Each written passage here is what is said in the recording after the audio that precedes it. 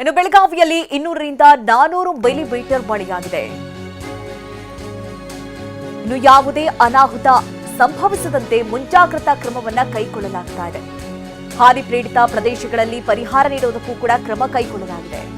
ಉತ್ತಮ ಮಳೆಯಿಂದಾಗಿ ಕುಡಿಯುವ ನೀರಿನ ಸಮಸ್ಯೆ ನೀಗಿದೆ ಅಂತ ಟಿವಿ9ಗೆ ಬೆಳಗಾವಿ ಜಿಲ್ಲಾಧಿಕಾರಿ ಮೊಹಮ್ಮದ್ ರೋಷನ್ ಹೇಳಿಕೆ ಕೊಟ್ಟಿದ್ದಾರೆ. ಲಾಸ್ಟ್ 2 ದಿವಸದಿಂದ ಬೆಳಗಾವಿನಲ್ಲಿ ವಿವಿಧ ತಾಲೂಕುಗಳಲ್ಲಿ ಮಳೆ ಆಗ್ತಾ ಇದೆ.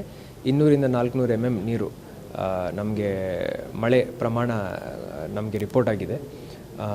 ಸೊ ನಾವು ನೀರಿನ ಸಂಗ್ರಹಣೆ ಬಗ್ಗೆನೂ ಯೋಚನೆ ಮಾಡ್ತಾ ಇದ್ದೀವಿ, ಹಾಗೂ ಎಲ್ಲೆಲ್ಲಿ ಡ್ಯಾಮೇಜಸ್ ಆಗ್ತಾ ಇದೆ ಅದನ್ನು ನಾವು ಸರ್ವೆ ಮಾಡಿಸ್ತಾ ಇದ್ವಿ.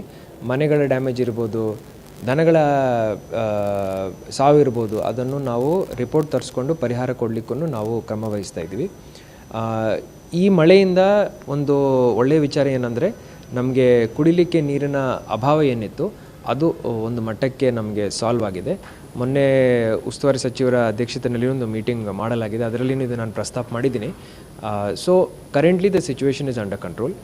ಆ್ಯಂಡ್ ಒಂದು ಅರಣ್ಯ ಇಲಾಖೆಯಿಂದ ಈ ಫಾರೆಸ್ಟಲ್ಲಿ ಇರುವಂಥ ವಾಟರ್ ಫಾಲ್ಸ್ ರೂಟ್ಸ್ನು ಅವರು ಕ್ಲೋಸ್ ಮಾಡಿದ್ದಾರೆ. ಇದು ಯಾಕೆ ಮಾಡಿದ್ದಾರೆ ಅಂದರೆ, ಪ್ರವಾಸಿಗರು ಬಂದು ಸಡನ್ಲಿ ಡೀಪ್ ಫಾರೆಸ್ಟಲ್ಲಿ ಹೋಗಿ ಸಿಕ್ಕಾಕೋಬಾರ್ದು. ಪ್ಲಸ್ ಆ ಫಾಲ್ಸ್ ಡೆಪ್ತ್ ಅವರಿಗೆ ಗೊತ್ತಾಗಲ್ಲ, ಯಾರು ಹೊರಗಡೆಯಿಂದ ಬರ್ತಾರೆ. ಬೆಂಗಳೂರು